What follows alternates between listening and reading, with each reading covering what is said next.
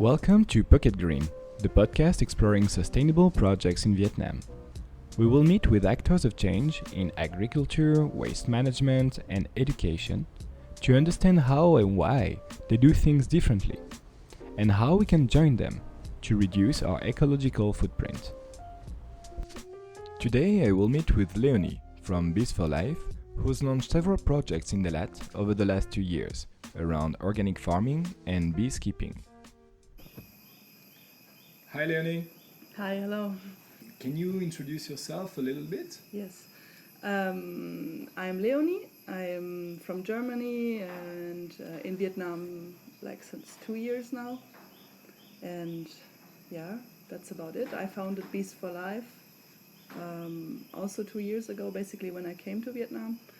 And Bees4Life is about raising awareness for endangered insects such as bees and especially bees. We talk a lot about bees, but it's all the insects. Okay, and so how did you come to Vietnam? Well, I was traveling through Southeast Asia like many people do, and just went to Saigon and didn't like it so much, so I took the first bus that I found, and it was to Dalat, and just got stuck here and stayed here basically. And so you came to Dalat 2 years ago, so you said you started Bees4Life. So why did you start this project? What's it about exactly? What are the actions you're doing? Yeah, so Bees4Life is about giving people the knowledge about what's happening right now to insects all over the world, and the fact is that they are disappearing, and they are dying. They're not disappearing; they are just dying. And that's because we as humanity do a lot of things to our planet that are not beneficial. And so the consequences are the loss of a lot of species, including insects.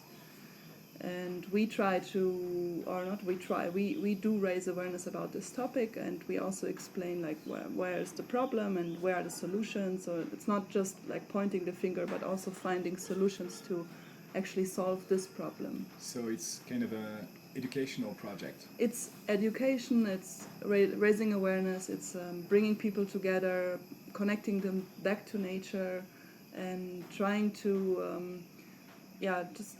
inform and make a change. Our objective, the final objective, is making a change, whatever that is. If that's the small change of a person doing in their daily life, or if it's an entire city, or of course an entire country, whatever that is, but it should be a change.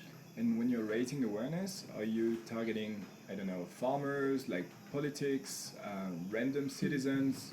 Yeah, so our information, we wanted to make it for everyone, which is not ideal, we know that.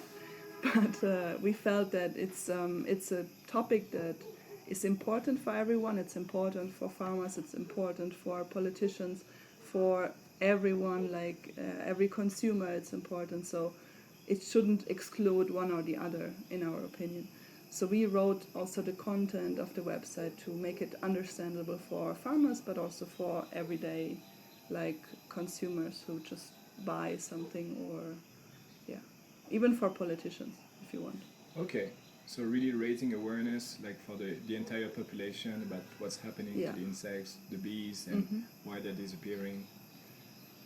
And you also have some other projects you're working on?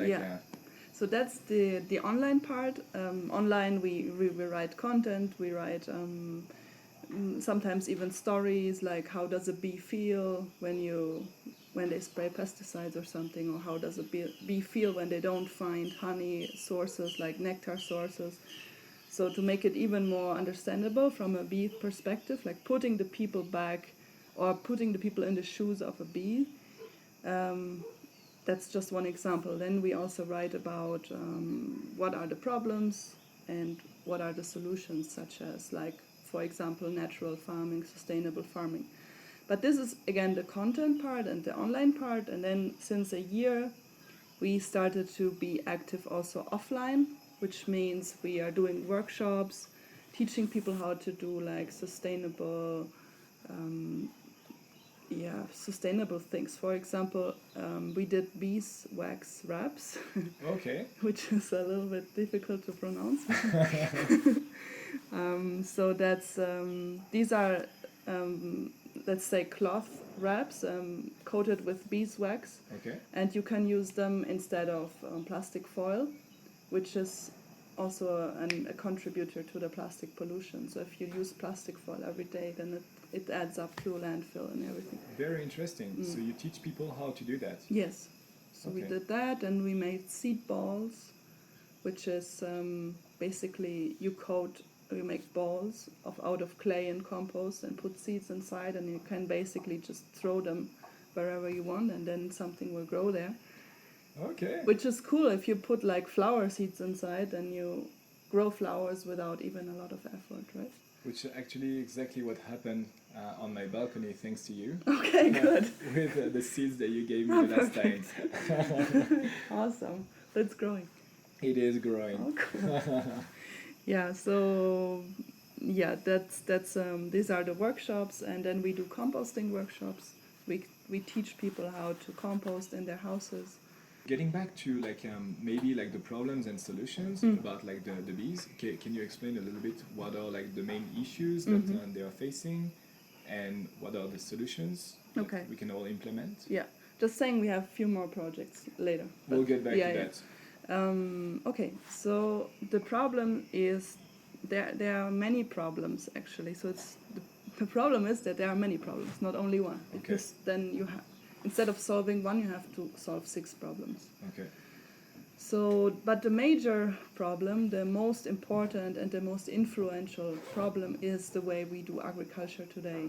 Okay. So let's start with that. Like in the others we can look into later. But the way we do agriculture today involves a lot of things that are not beneficial for like wildlife and insects in general. And as you may know, there is the problem with pesticides, there's a problem with herbicides, there is the problem with monocultures, meaning that you grow only one specific plant on a large area. And then you can imagine this plant blossoms and provides nectar or something for the bee. And then it dies, and then there's nothing for a large area. Okay. So from bee like oasis, it gets to bee desert in a few weeks. Wow. Okay. I never thought about that. Yeah. So that's why this monoculture thing is not great for bees. So these are like the problems, but then it's an additional thing, because the more we grow, like of course the more space of like forests we cut, and the more space we take away from wildlife. Yeah. So yeah, it's already in the agricultural problem a lot of sub-problems. And getting back to the pesticides, Yeah. so I learned recently, which is quite incredible, that bees survive better in cities, Yeah. even with such big pollution, because in the countryside, due to all the pesticides that are being used in the fields, they actually die. Yeah, that's true. Like in some areas, that's true. Where you have agriculture that uses heavily pesticides and herbicides, because it's not only the pesticides that kill directly the insect. And by the way, a pesticide that kills one specific bug, it's not just killing that specific bug; it kills all the insects, because it doesn't like differentiate between insects. Okay. So just saying. But it's also the herbicides, because they kill off the weeds. So imagine what deadly thing that is. And then the bees like go on that plant, or like get even a dose of Wow. that stuff. So yeah. And so also like getting a little bit back, because I realize we haven't even like explained this. Yeah. Why are bees important? Yeah, why do we need bees? So bees, I don't know if you go back to your time in kindergarten, bees do pollination. So pollination is when a bee or another pollinating insect, it's not just bees, but bees are a very important pollinator. So when a bee travels from one male flower to a female flower, and bringing the like the male fertilization material from the male flower to the female flower, then the bee ensures that a fruit or a seed will grow on the female flower. Okay. So, like, that's like basic biology, and then there are a lot of like different kinds of plants, so we don't go into it, but it's just to understand pollination. So if I make it short, like without bees, no fruits. Yeah, or let's say less food. Less fruits. Less food. Less food, less vegetables, less fruits, because some plants can also be wind pollinated, so the wind does that job, but some plants really require insects, so there are a lot of different plants. So. But for example, a lot of things that we eat, like on a daily basis, need bee pollination, especially bee pollination. Just think of avocados, for example. Okay. Since we have avocados here, like, Yeah. they need bees. They cannot go by wind. Or for example, like Dalat is a coffee country, a coffee area. Yeah. So and Robusta coffee trees, they need bee pollination. They really require it. Arabica don't need it so much because it's a different variety. But still, if you have bees around, then your harvest rises. Okay. So because it's just more efficient. And So that's pollination. I know for melon as well. Yeah. That's actually like Or pumpkins. Yeah. Okay. So Yeah. so we need bees for like fruit, Yes. like for the fruits to grow, for the vegetables to grow. So that's why we need bees, right? But then you think of insects in general. Why are there insects actually? Yeah. So insects clean up a lot of mess in the nature. They eat a lot of things that are dead, and then they are the food of birds. So in Germany, they already registered that there is a bird decline because of the bee decline. Wow. So it's a food chain issue, that if we lose insects, we also lose birds. What comes next? Yeah, you go further by yourself. Yeah. So it's not just like our food provider, it's the whole system that like misses one important chain, or like a essential chain. Okay.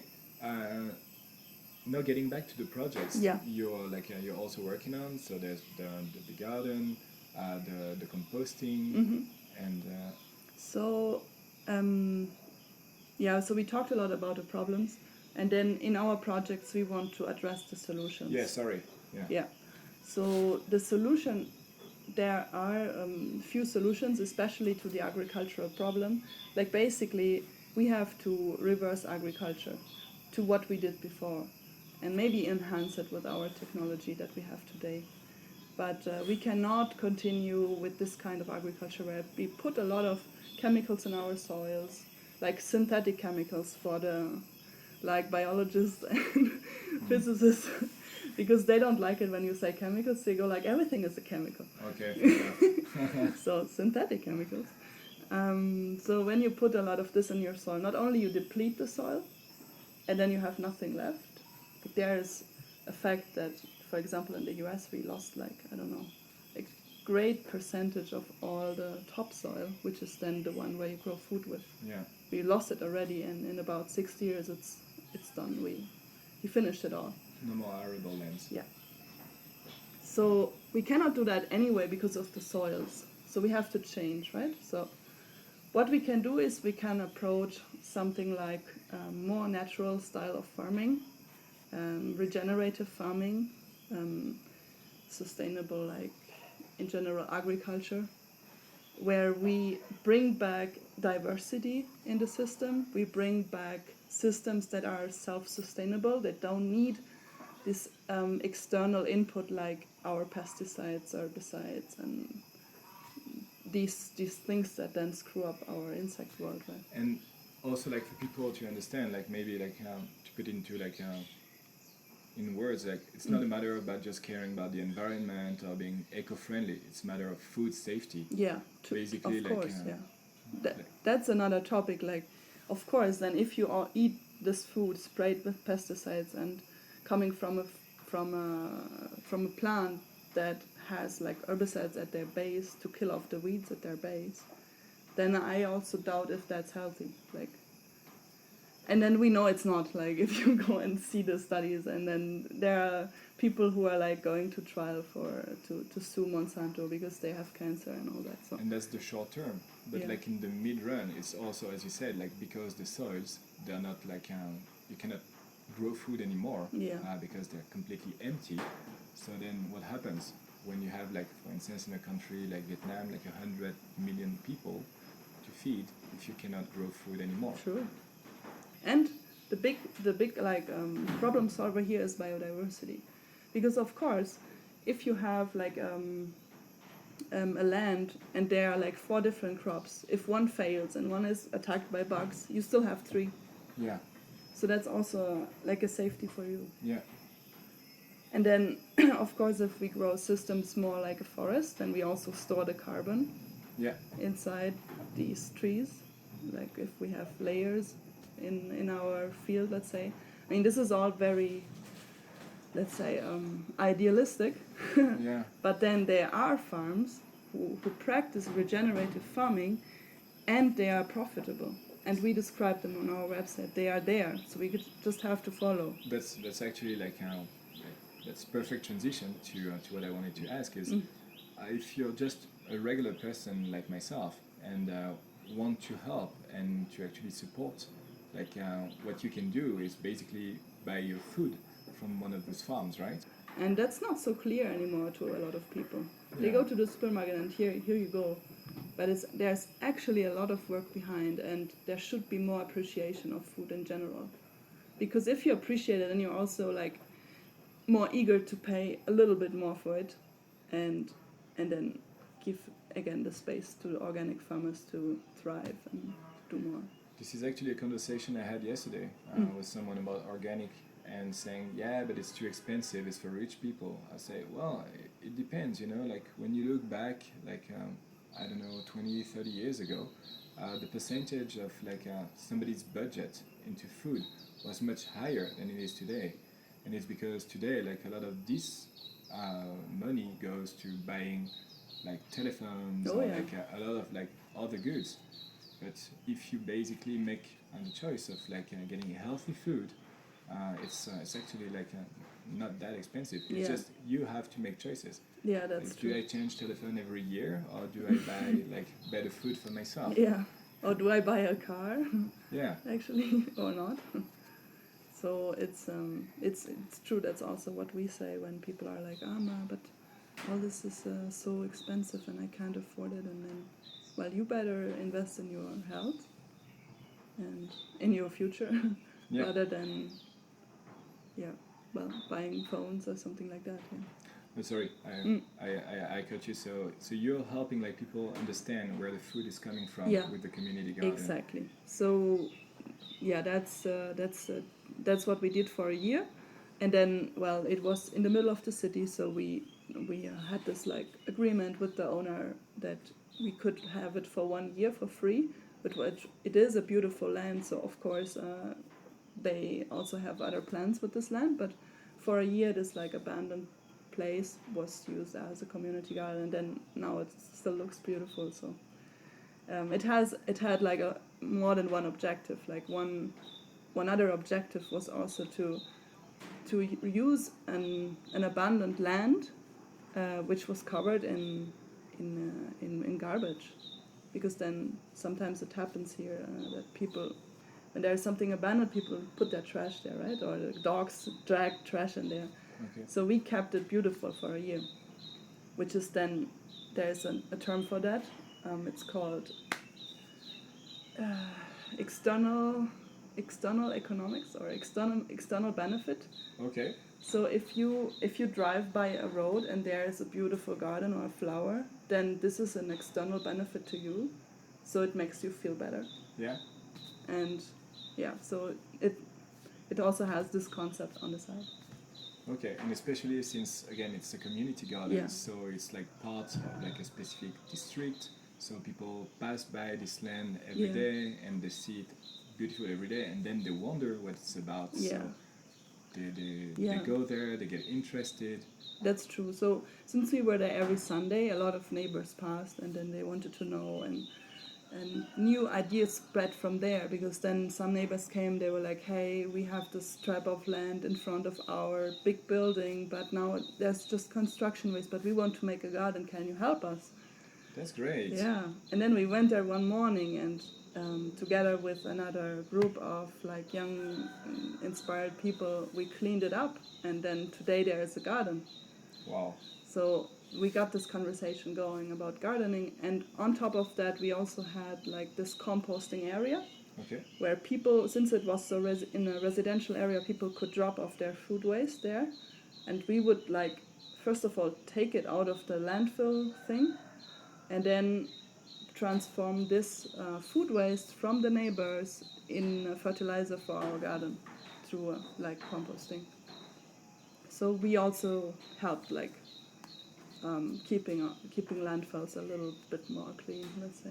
And giving away like to the people around, like Yeah. the neighbors, like to put their waste. Yes. It is like just next to where they live. Yes. And see that it can be reusable. Yes, that's right. And so, of course, then when a person starts separating their waste and puts their waste in our compost, then there's also already a change happening, if you want. So that was a great achievement. Like that compost was full quite quickly. So that was one. Well, the community garden. And then we co-founded with 3 other people the organic market Dalat, which is like a physical platform for organic small-scale farmers around Dalat or in Dalat, who can then come there and sell their vegetables and fruits and what they produce. And yeah, so for the first time 1 year ago we had this happening, and since then it's like happening every month, once a month. And yeah, since then it's also growing, so it's a big let's say satisfaction for us. That's good. And maybe also like to explain why this is so important. It's because when you're a farmer, and correct me if I'm wrong, but one of the main issues you're going to face is your distribution, your market, because when you go through regular distribution channels, then the money you get is quite small, and they often don't value the fact that it's organic, especially if you don't have the certifications, because it's very expensive, etc. So having an organic market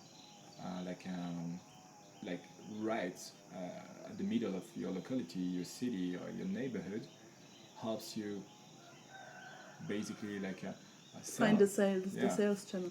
Yes, that's right. And then of course the market is only once a month, so that's not enough.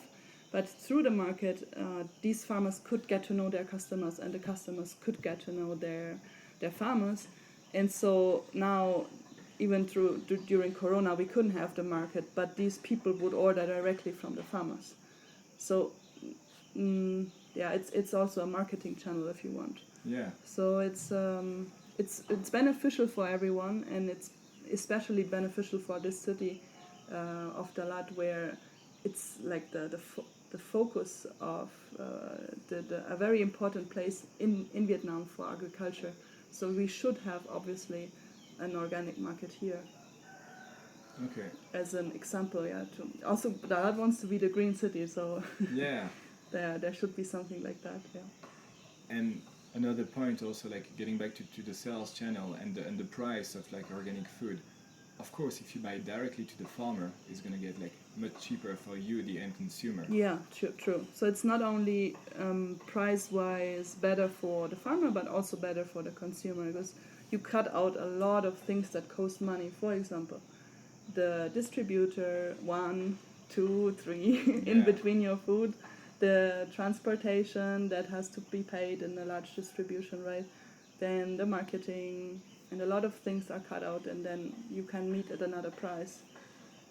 So it's actually good for the environment, good for your health, and good socially, because you're like supporting like great actions and great new farming solutions. Yeah, and again, you connect with the person that grows your food. So the way you treat food is very different, I think, than if you know, okay, this person now put a lot of effort in this, like whatever, spinach, Yeah. And you will appreciate it in a different way. Yeah, definitely. Yeah. So, for example, one of the farmers at the market is also a goat farmer. She's young. She's I think under 30, and she goes up to the hill, brings her 13 goats there every day, and milks them by hand. So that's another appreciation of milk. Like you won't like just swallow that milk down the throat, right? You will just like sip every little drop of it. It's a different approach to food. Yeah. It's Yeah. And then I want to believe, since the farmers market is there, there is also more conversation in Dalat in general about organic and how to grow food. Like we sometimes have this feedback from customers, from other people, that for some reason now people talk more about it, and that was also one of the big goals in the beginning. I think in the last years people got quite scared here from the discussions I had, especially with tour guide and local, like that are part of minorities that are like that also live from farming, about like also climate change, the fact that it's getting like drier and drier, that the water is missing, that the rainy season is taking longer and longer to come. Like people realize, wow, we actually need to change things. Oh, yeah. Because like we feel this directly. And then the water in general, like even here, you can imagine sometimes water comes from lakes surrounded by conventional agriculture. So you want to, I mean, you can imagine what is in that lake in terms of synthetic chemicals. Sure. And then I mean, of course they filter it somehow with other chemicals. Yeah. And then you drink that every day, or you put it on your other plants. Like, it's also a water safety problem, a part of everything here. Yeah. Which is leading us to the reason we're like sitting in this new farming garden here right now, which is the latest project. Yeah, right. So here we found a very little spot of land close to the city, and well, we just started 1 week ago. So we want to make like a secret garden coffee shop with like a chemical-free farm. And if you had a message or for people who who want to help, who want to support, like in maybe like 2-3 concrete actions, things that people can do, what would you recommend? Yeah, so what we recommend from like Bees4Life is these 3 things. The first one is plant more flowers. So at home, on balcony. Especially because, if we said before, like if you live in the city, probably when you hear that, so the cities are often more important than the rural areas these days. So if you help these bees survive through planting flowers, that's a great thing. So you can also buy like these like wildflower mixes or flower mixers and put them on your balcony or in your little garden, whatever you have. That helps a lot. Okay. And in the hot summer, it helps when you like leave outside some little drinking dispensers or drinking areas. You just like take a plate, put a few rocks in there so that the bees can land in it, and then water so they can drink easily from that. Okay. Especially when it's dry and no rain and something. So next to your plants, so when you're watering your plants, just like put some of water like in the side plates for the bees to drink as well. Exactly. And then of course buy organic, eat organic, not only for the bees but for yourself. You can also do that when you go to restaurants. There are restaurants these days who use vegetables from organic farms. Just find them. They are out there. And maybe try to order directly to the farms. It's there's also like a lot of initiatives we can find on Bees4Life on the website. So we also made a map, like an eco-map, where you can basically explore all these places and read about them, and also find the map of the Google Maps, so you can visit them and go there directly. Yeah, so we made a little list of all like eco-friendly restaurants, cafes, farms, shops, and hotels. So you can like choose in Dalat how do you spend your eco-friendly vacation. So okay, so find these organic places. That's the second. And the third is it's related to bees, and it's very important. Like we say, you shouldn't buy honey from supermarkets because honey is a product that is more sustainable if it's produced small scale by small scale beekeepers.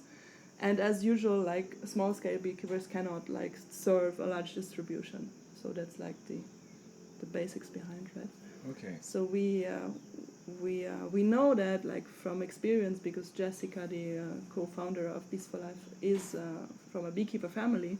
Okay. So we know that if you have like too many hives, like more than 500 or whatever, you cannot have a relationship to each hive, and then you cannot like care for them in a way that we would think is sustainable and And the process gets holistic. industrial. Yeah, so then it's too industrial.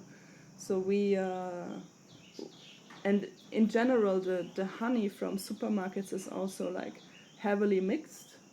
So example, in Germany it's very hard to find a honey that just comes from one beekeeper. Okay. If you look at the label, it always says like mix of EU and non-EU countries, so Yeah. whatever is in there, yeah, you never know. Okay. So it's just not it doesn't make sense like honey to buy honey like this. Honey should be from one place and from one beekeeper. Okay. So next thing is a map with the beekeepers. Yeah, right. So we can actually find where to buy them. But yeah, so for the beekeepers as well, as a little bit of research for now that you have to do, like go to your like local farmers markets, find beekeepers. They usually go to these farmers markets to sell their honey, or like ask around. Most people, if you ask at least let's say 5 people, one person knows a beekeeper, and Okay. then you can find your like sustainable honey in a way. But just not like go to the supermarket, the first honey you get, and then that's it. Honey is precious. I agree with that. Yeah, like to make like how is that half a kilo of honey? The bees have to visit 2 million flowers Wow.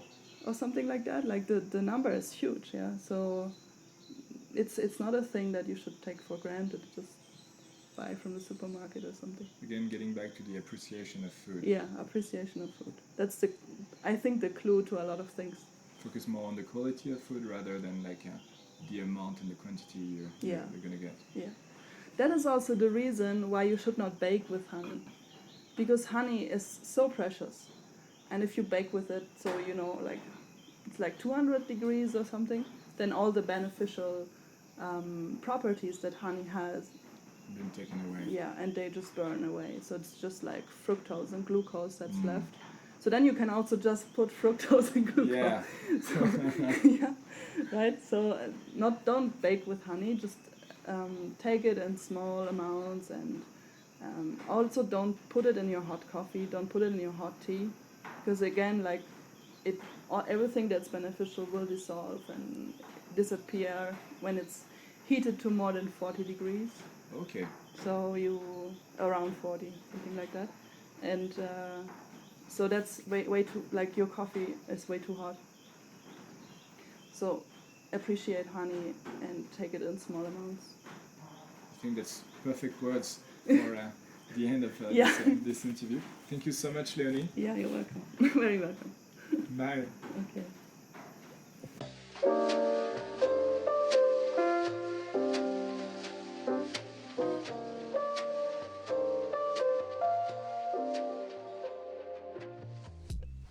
If you're traveling to Dalat, don't miss the EcoMap on the Bees4Life website, where eco-friendly coffee shops, hotels and farms are listed. You can contact Léonie to attend one of her workshops at the Bee Garden and learn about composting, gardening and the importance of organic farming in general.